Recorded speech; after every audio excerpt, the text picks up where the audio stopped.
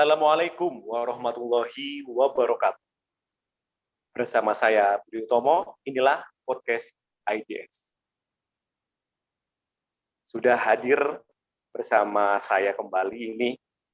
Assalamualaikum Pak Sugianto. Waalaikumsalam warahmatullahi wabarakatuh. Iya. Ketemu lagi. Sehat ya Pak ya? Alhamdulillah hari ini Alhamdulillah. sehat semua. Baik. Pak Sugi, kita akan membahas topik baru dan menurut saya topik ini sangat menarik sekali. Ya. Baik. Tentang memilih sekolah baru di masa pandemi. Oke. Wah, iya. Ya, menarik ya Pak ya, karena mungkin ini bisa menjadi bahan buat para pemirsa, orang tua yang nantinya nonton podcast kita ya tentang memilih sekolah itu sendiri. Nah, sekarang Pak Sugi kan musim pendaftaran siswa baru tahun pelajaran 2021 itu kan sudah dimulai. Nah, sementara sekolah dari rumah itu menjadi satu-satunya cara mungkin ya yang paling efektif pada masa pandemi sekarang. Kalau IJS sendiri ini sekarang, ini masih pertanyaannya mengerucut. Kalau IJS sendiri, langkah apa saja yang sudah dilakukan oleh IJS saat pendaftaran siswa baru sekarang?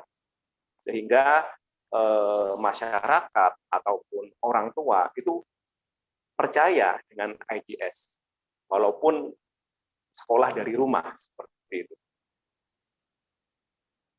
Baik Pak Budi.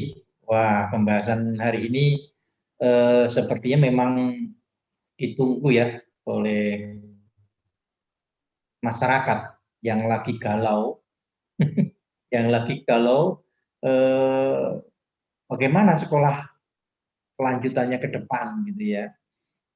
Ini biasanya kalau di saat sebelum pandemi itu luar biasa, banyak sekali orang tua datang ke sekolah, kemudian lihat-lihat sekolah gitu ya. Sekolah-sekolah lain juga ada open house biasanya untuk penerimaan siswa baru gitu ya. Nah, memang agak berbeda di tahun ini. Suasana penerimaan siswa di tahun baru ini memang luar biasa, perlu cara mengkomunikasikan ke orang tua atau ke masyarakat itu agak berbeda. Ya. Kalau dulu silahkan datang ke sekolah, mau mencoba dulu sekolah apa gitu ya. Jadi anak-anak udah sekolah, kemudian anak-anak memilih apakah sekolahnya cocok enggak dengan yang diinginkan, itu anak-anak bisa datang bersama orang tuanya ke sekolah. Itu di IJS kebiasaan seperti itu.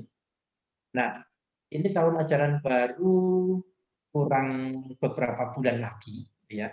Karena ini semester 2 udah berjalan hampir 2 bulan. Nah, itu pasti semua sekolah juga agak mengalami kesulitan ya memperkenalkan sekolahnya, atau orang tua sendiri juga lagi tarik ulur gitu ya. Lagi tarik ulur maksudnya adalah masih ragu-ragu gitu ya. Memang perkembangannya tidak seperti tahun lalu. Kalau tahun lalu itu sekolah-sekolah di bulan-bulan seperti ini, khususnya sekolah Islam itu sudah pada full ya, sudah penuh ya. Nah, sekarang ini memang ada fenomena orang tua yang sudah hampir 1 tahun sama anaknya di rumah, itu memang tidak terburu-buru sepertinya ya, tidak terburu-buru untuk datang ke sekolah karena memang tidak diperbolehkan ya, banyak sekolah yang tidak menerima tamu dalam kondisi pandemi ini, sehingga sekolah-sekolah mengandalkan multimedia, mengandalkan medsos untuk memperkenalkan sekolahnya masing-masing. Nah, disinilah juga tantangan bagi IJS yang selama ini pembelajarannya dilakukan dengan active learning, gitu ya. Jadi orang tua bisa melihat sendiri di sekolah banyak sekali karya anak-anak, ya, kemudian aktivitas anak yang heboh-heboh di sekolah, gitu ya. Itu yang dulu kita tawarkan kepada masyarakat. Dan sekarang itu tantangan tersendiri bagi IJS adalah bagaimana menawarkan atau memperkenalkan sekolah IJS ini di masa pandemi, di mana aktivitas-aktivitas di sekolah tidak ada gitu ya dipindahkan di rumah. Jadi itu Pak Budi tantangan kita.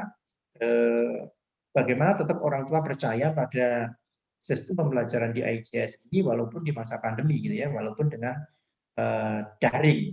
Nah, ini yang selalu kita upayakan bagaimana model-model pembelajaran daring kita itu dipahami oleh orang tua dan nanti orang tua sendiri yang akan menilai selama tahun ajaran tahun 2020-2021 itu seperti apa hasilnya.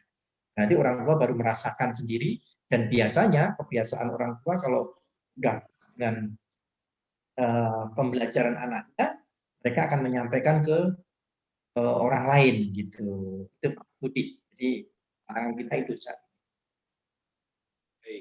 Nah, tadi ada ragu-ragu dari orang tua, ya, termasuk dari siswa-siswi, Ya. Pak ya.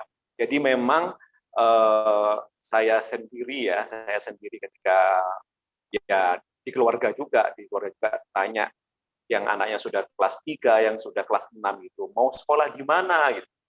Bilangnya boro-boro mau daftar, ini aja nggak tahu nanti lulusnya gimana. Nah itu Pak, itu mungkin yang dirasakan oleh orang tua yang lain juga. Sehingga geliat dari pendaftaran siswa baru sekarang ini itu beda sekali gitu loh Pak. Ya, Itu yang jadi mungkin juga perlu adanya adanya informasi atau sesuatu yang kabar yang pasti seperti itu ya, tentang ya. anak ketika sekolah sekarang ini, ketika lulus nanti itu bagaimana, dan kemudian pendaftaran siswa barunya itu bagaimana. Itu sih ya, itu mungkin orang tua awam itu Pak. Iya Pak Budi. Memang ini yang dirasakan oleh orang tua, oleh masyarakat ya, oleh masyarakat pada umumnya, bahwa proses pendidikan daring atau dalam kondisi pandemi ini memang agak bingung mungkin ya masyarakat. Seperti apa gitu. Apalagi ini hampir 1 tahun ya, 2 semester ini ya, semester 2 sudah hampir habis, pandemi ternyata bukan menurun tetapi efeknya adalah menaik gitu ya, berarti kan dapat dipastikan bahwa tahun ajaran ini untuk kelulusan juga mungkin mirip dengan tahun yang kemarin gitu ya. Jadi mirip dengan tahun kemarin, ya anak-anak ya naik-naik saja gitu ya. Kemudian kalau lulus ya mungkin ada mekanisme yang seperti kemarin ya, seperti kemarin. Nah, itu memang keputusan Menteri Pendidikan itu sudah ada bagaimana sistem asesmen dan sebagainya, bahwa ujian itu tidak akan menjadi tolok ukur kelulusan misalnya. Nah itu juga sebetulnya masih banyak guru-guru dan sekolah, termasuk orang tua yang belum paham benar seperti apa sih gitu. Apakah ada ujian-ujian online dikerjakan dari rumah atau seperti apa, itu kepastian detailnya, petunjuk teknisnya memang belum banyak tersosialisasikan ke semua guru dan sekolah. Nah, sehingga kalau kondisi seperti ini terjadi terus-menerus ya memang agak membingungkan. Wajar kalau orang tua dan anak-anak juga bertanya seperti itu ya, khususnya juga mau lulus kelas 6, kelas 3 SMP, kelas 3 SMA gitu ya. Anak saya sendiri kelas 3 SMA gitu ya. Jadi bagaimana ujiannya ya? Ya nanti lihat aja nanti seperti apa. Kita akan ikuti sehingga guyonannya ada yang lulus dengan jalur corona gitu.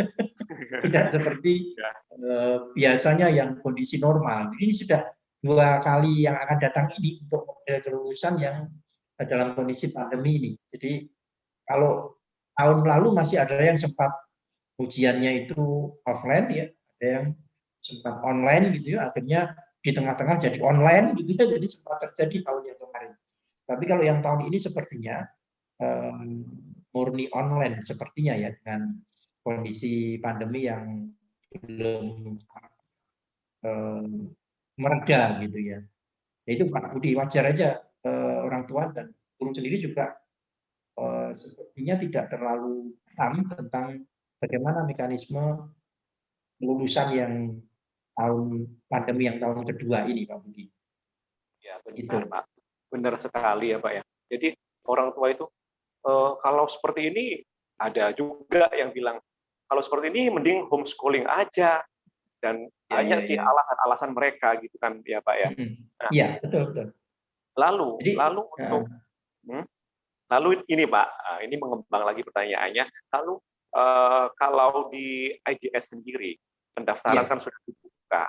Nah, sudah melakukan terobosan apa, marketingnya bagaimana sehingga masyarakat nih tertarik dengan IJS seperti itu Pak. ya. Untuk IJS sendiri sebetulnya kita lebih ya marketingnya kalau di IJS itu lebih kepada menunjukkan bukti kualitas pembelajaran. Apalagi kondisi daring seperti ini, ya kondisi daring seperti ini, apa yang bisa kita tunjukkan dengan kualitas sekolah terhadap anak-anak, gitu ya, kualitas sekolah dalam menyusun model pembelajaran di rumah dan bagaimana respon orang tua terhadap pembelajaran daring anaknya. Nah, itu kita dengan cara bagaimana meramu berbagai metode pembelajaran sehingga anak-anak tetap belajar dengan baik di rumah, ya. Kemudian banyak proyek-proyek yang sifatnya itu aktivitas yang berkaitan dengan karakter anak, misalnya. Nah, kemudian orang tua setiap 3 bulan sekali itu kita berikan angket tentang kualitas pelayanan daring yang kita lakukan. Nah, dan alhamdulillah kita sudah melaksanakan itu semester 1 dan kepuasan orang tua itu di atas rata-rata tentang bagaimana proses pembelajaran daring yang dilakukan IJS untuk siswanya, ya, untuk putra putrinya. Ya, dengan harapan bahwa kepercayaan orang tua walaupun daring, IJS tetap bisa mempertahankan kualitas pendidikannya. Alhamdulillah ini untuk SD itu sudah hampir penuh gitu ya, tinggal insya Allah tinggal 6 anak saja itu kuotanya gitu ya. Dan yang masih bisa menampung cukup banyak itu di TK dan SMP. Nah, karena di TK itu ada kecenderungan seperti itu. Ya, kecenderungannya adalah, aduh, kalau di TK itu kan hampir semuanya orang tuanya yang mendampingi karena anak-anak belum bisa menggunakan peralatan sendiri, ya, dan itu masih didukung penuh oleh orang tua, sehingga orang tua itu Pak Budi masih memikirkan kalau nanti tahun 2021 masih online, apa enggak baiknya homeschooling saja gitu ya. Karena untuk tingkatan PAUD kan tidak ada kewajiban, ya, tidak menjadi syarat untuk masuk di SD. Makanya orang tua juga istilahnya lebih santai, lebih santai untuk cepat-cepat memilih sekolah. Ya mungkin dia di akhir-akhir pendaftaran siswa, ya, mendekati bulan Mei Juni itu baru memutuskan mau sekolah apa enggak anaknya, gitu ya. Jadi itu yang sekarang itu dilakukan orang tua, menunggu momen, gitu ya. Itu yang terjadi Pak Budi. Jadi ada fenomena seperti itu. Baik. Nah, IJS sendiri ya kalau bisa disimpulkan tetap berkualitas meskipun daring dengan berbagai macam proses dan model pembelajarannya. Seperti kan ada Zoom, kelas proyek dan lain sebagainya. Tapi permasalahannya ini Pak, tidak semua sekolah melakukan itu. Kan? Tidak semua melakukan itu. Banyak sekolah yang hanya kirim tugas cuma lewat WA, kemudian Telegram, Zoom, bahkan ada sekolah yang tidak pernah gitu. Jadi semua itu bimbingan lewat tugas diberi lewat WhatsApp dan lain sebagainya, Pak. Nah, itu juga fenomena yang ada sekarang ini, Pak. Bagaimana itu, betul. Pak? Ya, betul Pak Budi. Jadi kondisi pembelajaran daring, ya, kondisi pembelajaran daring itu memang tidak bisa merata di seluruh sekolah dengan memberikan pelayanan yang sama. Karena memang kondisi seperti ini tidak pernah diprediksi, ya, tidak pernah diharapkan, dan semuanya bisa dikatakan terkejut dengan kondisi yang ada, ya, sehingga masyarakat dipaksa yang berpuluh-puluh tahun kita belajar konvensional, ya, datang ke sekolah, pulang, kerjakan PR di rumah, pergi ke sekolah dan sebagainya, itu menjadi sebuah budaya yang puluhan tahun kita lakukan. Nah, tiba-tiba dengan serta-merta tanpa persiapan gitu ya, daring. Nah, sementara di dalam masyarakat kita itu tidak semuanya sama, ya, fasilitas atau sarana prasarana yang bisa digunakan untuk daring. Ini baru ngomong tentang sarana ya. Kemudian dari sisi guru SDM juga tidak semuanya paham tentang bagaimana pembelajaran daring. Tuh, bagaimana menggunakan laptop, menggunakan Zoom, menggunakan Google Meet misalnya, menggunakan multimedia yang lain untuk pembelajaran. Tidak semuanya paham. Nah, belum lagi jaringan-jaringan internet, ya, jaringan internet yang tidak merata. Maksudnya ada yang susah mencari jaringan internet, terutama kalau di pedesaan gitu ya, jauh dari sinyal ibaratnya, ya itu menjadi kendala juga. Kemudian kondisi masyarakat yang semakin sulit dari sisi ekonomi itu juga mempengaruhi juga. Mungkin dia punya HP ya, tapi tidak bisa membeli pulsa. Mungkin dia ada HP dan pulsa, tapi jaringannya lemot. Mungkin separuh sekolah siswanya tidak mampu sama sekali. Nah, sehingga tidak merata itu. Nah, kondisi inilah yang menyebabkan pelayanan sekolah itu tidak maksimal. Ada yang sekolah, terutama yang menengah ke atas itu mungkin tidak ada masalah, gitu ya. Tinggalnya di kota, ekonomi menengah ke atas, ya guru-gurunya masih muda-muda ya, masih anak-anak milenial yang memang mudah menerima perubahan, mungkin akan memberikan pelayanan kepada siswa yang lebih baik dibanding dengan daerah-daerah yang sekolahnya itu di daerah-daerah yang banyak kendala di sisi akses maupun SDM, ya, serta tingkat ekonomi masyarakatnya. Itu yang sangat berpengaruh pada kualitas pembelajaran daring ini. Makanya pemerintah juga agak kesulitan ya, sekolah agak kesulitan untuk menstandarisasi untuk pembelajaran daring ini gitu ya. Itu pasti akan terjadi kesulitan-kesulitan itu Pak Budi. Itu Pak Budi. Baik. Kalau di Kota Balikpapan sendiri, mungkin solusinya sudah ada ITS, gitu kan. Ini kalau kita bicara masalah sekolah yang dengan pelayanan yang tetap baik ketika pandemi, gitu Pak ya. Nah, sekarang bagaimana dengan masyarakat-masyarakat yang kata Bapak tadi kan di desa atau di daerah-daerah itu bagaimana cara memilih sekolah yang baik ketika masa pandemi sekarang ini, sehingga orang tua itu tetap percaya gitu kepada sekolah. Oh, anakku saya masukkan situ aja, soalnya seperti ini. Nah, begitu Pak. Iya. Dengan keterbatasan, tentunya dengan keterbatasan yang sempat Bapak singgung tadi ya, dengan internet dan lain sebagainya, gadget dan sebagainya, gitu Pak. Iya. Kadang dalam kondisi seperti ini masyarakat tidak banyak pilihan, ya, tidak banyak pilihan. Kalau dulu pandemi apa? Bagaimana sih sekolah yang berkualitas? Itu masyarakat bisa menilai dari beberapa sudut pandang. Ada yang menilainya dari sisi fisik bangunan. Kalau bangunannya bagus, bertingkat, ber-AC, itu sekolah yang bagus. Ada yang programnya dinilai dari sisi program, oh itu sekolah bagus, ya. Kemudian ada dari sisi perubahan karakter anak yang terlihat di dalam masyarakat, oh kondisinya sekolah itu kualitasnya bagus. Nah, sekarang itu ngeblur itu ya, ngeblur. Dalam arti gedung nggak laku lagi gitu ya, karena anak-anak nggak perlu gedung saat ini gitu ya. Jadi kualitas dari sisi fisik bangunan itu nggak dilihat lagi karena memang anak nggak datang ke sekolah.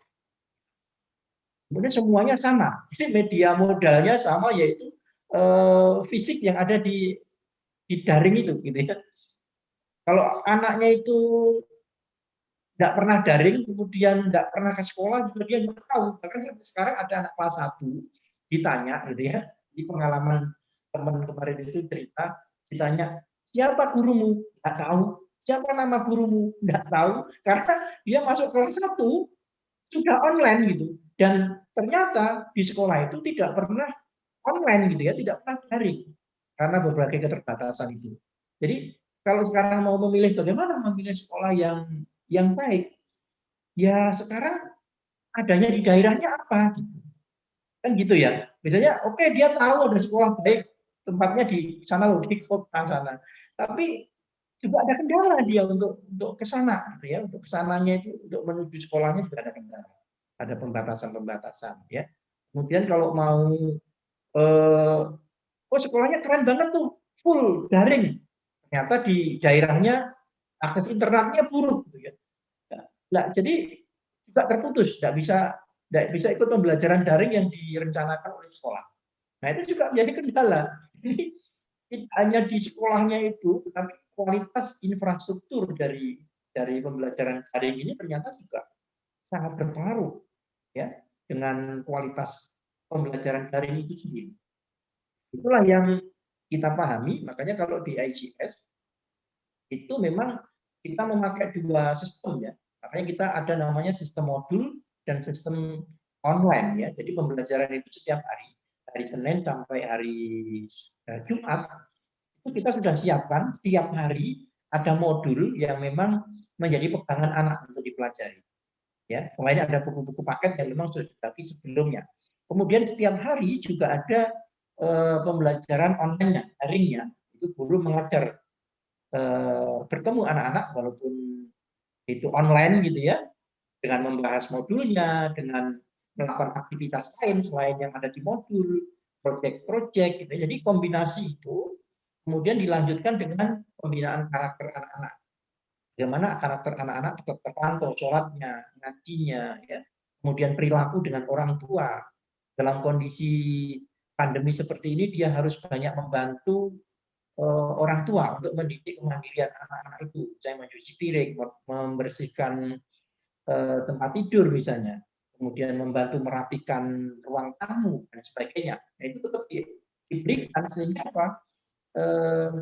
Dari sisi akademik dan karakter anak-anak tetap terpelihara di masa pandemi ini, walaupun belajarnya daring.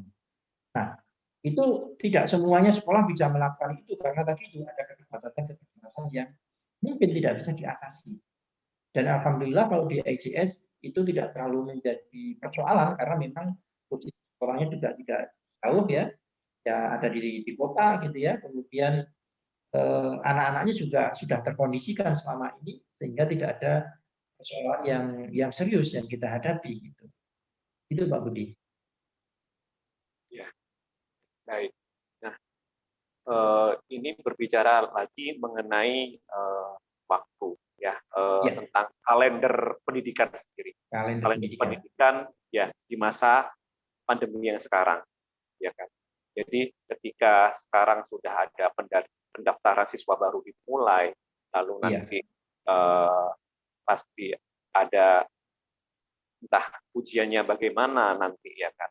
Apakah iya. ada perubahan Pak tentang kalender akademik ini, ya kalender pendidikan ini, apakah waktunya sama dengan tahun-tahun sebelumnya? Jadi kelulusan dan lain sebagainya itu Pak. Sepertinya untuk kalender akademik tidak ada perubahan ya. Jadi kalau saya lihat dari jadwal ujian gitu ya, itu sudah ada jadwal semacam ujian akhir gitu ya. Tapi model bentuknya itu seperti apa ujian akhir yang tahun ini, yang dimaksud dengan sistem asesmen itu seperti apa gitu ya, teknisnya itu belum mendapat sosialisasi secara detail ya. Itu masih kita tunggu informasi sosialisasi dari Dinas Pendidikan tentunya ya. Masih gitu. Nah, namun demikian untuk IGS sendiri selama ini sudah mempersiapkan dengan segala kondisi. Kalau tahun lalu itu kita sudah tahu bahwa ternyata nilai itu diambilkan dari nilai rapot semester-semester sebelumnya, ya. Nah, itu dipakai sebagai juga nilai kelulusan, jadi tidak pasti harus dengan ujian akhir. Nah, bagaimana IGS menyiasati kalender akademik dan sistem penilaian seperti itu? Kita melaksanakan sistem penilaian otentik, Pak Budi. Penilaian otentik itu setiap KIKD selesai diajarkan, maka guru harus melakukan ujian, tes kompetensi, ya namanya tes kompetensi. Kompetensi itu ada tes kompetensi apa namanya pemotoriknya, ya dia mempraktekannya seperti apa dan pemahamannya terhadap materi. Nah, itu setiap selesai KIKD yang diajarkan, guru sudah melakukan tes kompetensi. Jadi kalau misalnya ada 5 KIKD di dalam satu semester ini misalnya, dalam satu studi, maka begitu akhir KIKD kelima, sebetulnya nilai itu kami sudah punya. Jadi nilai KIKD pertama, kedua, sampai kelima sudah punya.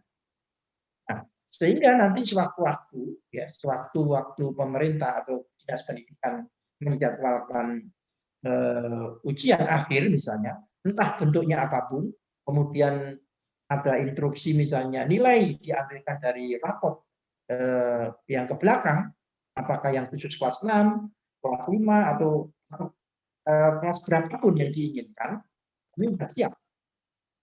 Sudah ada nilai-nilai itu, gitu ya, sudah ada nilainya. Jadi bukan nunggu di akhir cerita baru ada tes kompetensi. Ya kalau jadi gitu ya, jadi ada tes kompetensi. Kalau enggak misalnya akan kesulitan untuk menaruh nilainya. Nah, sehingga penilaian di IGS itu betul-betul insya Allah akurat karena memang setiap kompetensi selesai maka langsung diujikan. Jadi sudah nyicil gitu, sudah nyicil, bahkan semua KIKD terujikan, ya, terteskan ibaratnya gitu, nggak ada yang dilewati. Nah itu yang kami maksud dengan penilaiannya otentik. Ya. Memang aslinya seperti itu. Itu Pak Budi. Jadi kalender akademik tidak terlalu berpengaruh pada sistem pembelajaran di IGS, apa maju atau mundur itu tidak ada masalah. Dan inilah yang harus disiapkan oleh semua sekolah harusnya di masa yang serba kejutan ini. Kemungkinan terburuknya harus dihitung, gitu ya, dihitung. Sehingga nanti waktu penilaian anak-anak kita tidak kebingungan di dalam membuat penilaian rapotnya, gitu Pak Budi. Jadi tidak ada pekan ujian akhir semester itu Pak ya, berarti ya, ya. kalau ya. Nah, iya, harusnya tidak ada, gitu ya, harusnya ya. tidak ada. Nah, tapi kalau misalnya Dignas mau menyelenggarakan, tetap kita lakukan, gitu ya. Tapi kalau seandainya Dignas tidak menyelenggarakan itu, maka kita sudah memiliki nilai. Jadi anak-anak ini sudah ada nilainya, sudah ada nilainya. Jadi pemerintah atau Dignas mau melakukan ujian atau tidak itu tidak ada masalah, tetapi kita tetap bisa menyajikan nilai anak-anak itu dengan akurat, tidak ngarang ya, tidak ngarang karena tidak sempat ujian kemudian kejar-kejar anaknya atau apalah, pokoknya dimunculkan nilainya, tidak seperti itu. Tapi memang betul-betul nilai itu hasil dari kerja keras anak-anak dalam belajar. Di situ Pak Budi.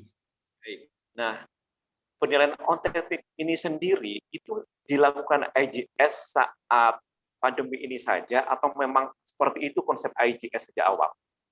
Nah, itu sejak awal Pak Budi ya. Jadi kita sejak awal memang menerapkan penilaian otentik, ya. Jadi sebetulnya konsekuensi logis dari kurikulum 2013 itu harusnya penilaiannya otentik, ya, harusnya penilaian otentik. Tidak hanya kognitif, psikomotorik dan afektif saja, ya. KI 1, KI 2, KI 3, KI 4 bukan itu saja, tetapi adalah otentik itu adalah dilakukan bahwa setelah guru mengajar itu bagaimana kemampuan anak. Jadi bukan dirapel, ya. Jadi kelebihannya penilaian otentik per KD, ya, per KIKD selesai langsung diujikan. Itu untuk mengukur pemahaman anak tentang materi itu oke apa enggak. Kemudian untuk mengetahui kemampuan guru itu mengajar, ya kan? Tapi kalau misalnya dirapel, ya dirapel satu semester sekali baru diujikan, yang pertama potensi lupa itu ada anak, ya kan? Baru diajarkan 2 hari yang lalu saja lupa, apalagi sudah 6 bulan yang lalu bisa lupa, otentik gitu ya. Kemudian yang diujikan soalnya biasanya sampel, tidak semua indikator hasil belajarnya itu diujikan lagi, kan tidak begitu. Tapi diambil sampelnya, gitu ya. Nah, disitulah kondisi itu kadang-kadang berubah kan ya, kondisi sekarang sudah berubah gitu. Makanya kemarin saat pandemi di semester pertama gitu ya, di awal-awal pandemi anak-anak daring, banyak sekali guru yang kesulitan untuk menyajikan penilaian dengan akurat. Kenapa? Karena menunda kan, karena tidak ada jadwal ujian. Ujian harian tidak mungkin dilakukan dalam masa pandemi. Akhirnya banyak yang kesulitan guru untuk menyajikan rapot gitu ya. Ya itu luar biasa kejadiannya. Nah, alhamdulillah kita tidak mengalami itu karena memang penilaian sudah selesai. Dan alhamdulillah waktu kita serahkan ke Dignas, banyak sekolah yang dikembalikan penilaian itu karena nggak konsisten. Gitu. Kita tahu ceritanya banyak nilai yang dikembalikan. Alhamdulillah IJS tidak satupun siswa yang penilaiannya dikembalikan karena memang akurat dan ada buktinya gitu. Poin per poin ada dokumennya. Nah itulah yang membuat orang tua juga merasa nyaman dan percaya bahwa ternyata dalam masa pandemi ini anak-anak tetap dapat pantau perkembangannya ya tentang akademik maupun di bidang karakternya itu tetap terpantau dan bisa ternilai dengan baik. Gitu, Pak. Baik, baik. Jadi memang untuk sekarang ini ya, kembali lagi kita ke topik dalam memilih sekolah seperti apa yang harus kita pilih sekarang, ya sebenarnya tidak ada pilihan gitu kan jawabannya ya. Tapi lebih Ya, bagaimana, agak lebih sulit untuk ya benar, tapi memilih lebih ya. bagaimana kita untuk menyesuaikan ya Ya, kondisi yang ada saat ini sehingga pendidikan terus berjalan seperti itu ya Pak ya. ya, Nah, baiklah kalau seperti itu ini pembahasan yang sangat menarik sekali. ya. Jadi kesimpulannya kalau gimana sekolah yang baik kesimpulannya gitu ya. Tinggal dilihat saja bahwa selama daring itu apakah ada pembelajarannya rutin, gitu ya. Ini kalau kita abaikan dengan segala apa namanya keterbatasan sarana prasarana yang dimiliki setiap daerah ya dan setiap sekolah. Karena proses pembelajaran setiap hari yang dilakukan oleh guru dan siswa, ya. Kemudian ada perubahan karakter yang lebih baik dari anak-anaknya dari pembelajaran yang sudah dilakukan secara daring oleh sekolah itu. Ya. Itu kemudian bagaimana penilaian hasil akademik dan karakter anak selama semester-semester yang telah berjalan. Kemudian programnya seperti apa, ya pelayanannya seperti apa. Nah itu bisa dicek ya bagi orang tua yang ingin mencari sekolah, gitu ya. Bagaimana mencari sekolah di masa pandemi ini yang baik, yang berkualitas, ya saat mau mendaftarkan anaknya, tanyakan program-program itu. Ya, program itu ke sekolah, apakah ada pembelajaran daring tiap hari, ya, bagaimana cara mengatasi berbagai problem anak di rumah, perhatian guru terhadap anaknya di rumah seperti apa, ya, program-program tugas-tugasnya seperti apa, cara mengatasi anak di rumah, sinergi orang tua dan sekolah seperti apa, itu bisa ditanyakan belum mendaftarkan anaknya. Kalau sekolah bisa memberikan apa namanya jawaban atau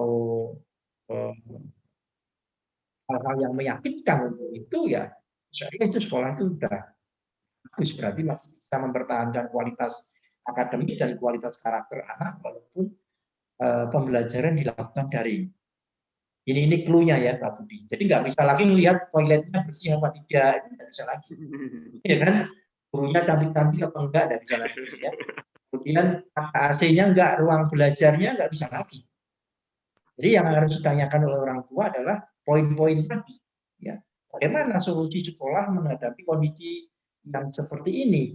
Nah, kalau sekolah bisa menjelaskan dengan baik dan itu meyakinkan, kalau nggak yakin, tanya sekolah yang di anak-anak yang sekolahnya di sekolah itu, gitu ya. Bagaimana? Apa yang dirasakan? Apa yang dirasakan orang tua? Apa yang dirasakan anak-anak? Nah, itu menjadi bahan referensi juga untuk memilih sekolah itu. Bahkan ada siswa kita yang dari Dubai, itu anak PAUD. Ya. Dari PAUD itu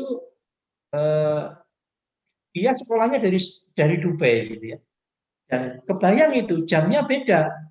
Di sini jam 8, di sana jam 3. Jadi jam 3 malam dia sudah siap di depan kamera laptopnya. Jam 3 malam. Jam 3 malam sana. Ya, kalau di sini jam 8, selisih 5 jam kan. Nah itu luar biasa dan aktif ya tiap hari gitu ya, dan dia semangat gitu ya. Nah, kadang-kadang sampai terharu gitu ya. Wow, anak PAUD gitu ya, kalau SMP oke lah gitu ya. Ini anak PAUD ya, usianya masih di bawah 5 tahun, tapi begitu semangatnya itu mengikuti pembelajaran daring yang dilakukan oleh sekolah kita gitu ya, oleh ICS gitu. Jadi nah, itu juga salah satu indikator ada hal yang menarik di situ. Tidak hanya cuman menatap kamera, ternyata kan anak bisa tahan seperti itu gitu ya. Nah, itu hal yang luar biasa yang kita rasakan, bahwa ternyata anak-anak masih sangat merespon dengan model pembelajaran daring yang kita lakukan. Iya, baik, luar biasa berarti ya Pak ya.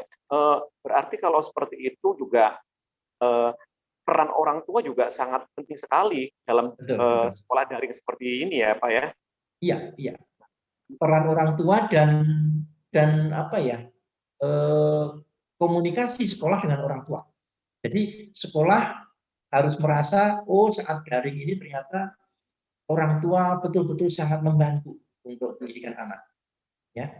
Kemudian orang tua juga terbantu karena gurunya harus terus mengkomunikasikan apa yang harus dilakukan anak. Kemudian kalau ada masalah, gurunya harus segera memberi solusi. Ya. Jadi seperti itu. Jadi sekolah tetap memberikan program, memberikan arahan, memberikan konsultasi ya kepada orang tua yang kesulitan. Termasuk bagaimana membuat anak-anak tetap happy ya, walaupun belum pernah dipeluk gurunya gitu ya. Anak-anak TK kan biasanya gitu, begitu datang dipeluk gurunya, ya senang gitu ya. Itu dia baru masuk belum kenal gurunya, kenalnya cuma di layar, tapi bagaimana itu ikatan batinnya tetap terjalin gitu ya. Nah ini penting sekali, tidak hanya sekedar tatap muka di layar gadgetnya, tapi bagaimana teknik guru dengan melalui layar saja ya, jarak jauh, tapi bisa membangun ikatan itu, bangun ikatan kecintaan kepada anak-anak, itu luar biasa itu. Jadi ini yang kita harapkan bisa dilakukan oleh semua sekolah. Arti pada kesimpulannya Pak ya, Iya, kalau dengan yang sudah Bapak kita bahas sama-sama tadi, berarti ini lebih tantangan kepada sekolah itu sendiri ya Pak ya. Kalau betul, betul, begitu ya, ya. tantangan sekolah bagaimana meramu, bagaimana mengadaptasi, bagaimana mengkombinasi pembelajaran daring itu seperti apa, sehingga feedback yang diberikan itu ngena di hati peserta didiknya. Iya, iya, Iya, betul, betul. Jadi sekolah betul-betul harus harus ya merubah paradigma ya, merubah strategi ya, yang biasa iya, iya, dilakukan di betul. sekolah. Bagaimana memindahkan kecintaan itu ya, memindahkan perhatian itu, memindahkan komunikasi melalui ini ya, luar biasa. Memang pertama ya perlu kerja keras gitu ya. Pertama luar biasa. Jadi guru pun kalau ngajar seakan-akan harus merasa bahwa siswanya di depannya gitu ya, betul-betul nyata gitu ya. Tidak, oh kan di sana kita nggak tahu, nggak usah terlalu serius lah misalnya. Nggak bisa seperti itu. Jadi betul-betul ruh kita itu betul-betul nyampe gitu ya. Maksudnya betul-betul seperti yang nggak ada bedanya gitu. Walaupun memang faktanya berbeda ya. Kita nggak bisa pegang-pegang anak. tapi tapi hati itu tidak bisa ditipu ya. Hati itu kalau cinta walaupun jauh kelihatan gambarnya saja itu tetap nyampe gitu ya. Tetap nyampe. Ini yang harus ditanamkan kepada semua guru, bahwa anak-anak kita ini memang perlu perlakuan lebih serius, karena anak-anak ini betul-betul bisa jadi sudah mulai bosan, bisa jadi sudah mulai apa namanya jenuh di rumah. Jadi kadang-kadang kita terharu bagaimana anak itu merindukan makan bersama. Biasanya kan makannya di kantin gitu ya. Nah, sekarang itu makan bersama virtual. Itu kan mengharukan gitu ya. Jadi anak-anak sudah di jamnya sudah ditetapkan, kita temanya adalah makanan sehat, makan sayur misalnya hari Selasa jam 10. Semua anak makan di rumahnya masing-masing tapi tampak di layar ya, makan kemudian makan dimulai bersama. Itu ternyata anak-anak itu menunjukkan reaksi yang luar biasa seakan-akan dia sedang makan bersama di kantin gitu ya. Itu kan Masya Allah di kondisi sekarang itu seperti itu gitu ya. Iya aja ya, tapi anak-anak saking rindunya dengan temannya gitu, itu ternyata membawa sebuah walaupun virtual bersamanya itu ya, itu dia sudah merasakan kedekatan yang luar biasa. Nah ini yang harus terus dibangun. Kebayang kalau kita nggak pernah ketemu di sekolah, nggak pernah menjalankan daring ya, kemudian gurunya saya juga nggak kenal siswanya, program-program yang mungkin tidak bisa dilaksanakan dengan baik. Nah itu kondisi yang cukup menyedihkan ya untuk banyak sekolah yang masih mengalami itu. Mudah-mudahan kondisi ini tidak lama ya, tidak lama. Dan pemerintah juga sudah mulai mempersiapkan diri kalau pandemi ini berjalan masih beberapa waktu lagi, maka yang harus dilakukan terhadap anak-anak kita yang tidak sempat mendapatkan pelayanan pendidikan yang baik selama daring ini. Itu Pak Budi. Baik, Pak Sugi, terima kasih atas sharing-sharingnya, atas perbincangan kita di sore hari ini. Mudah-mudahan ini menjadi suatu masukan, ya.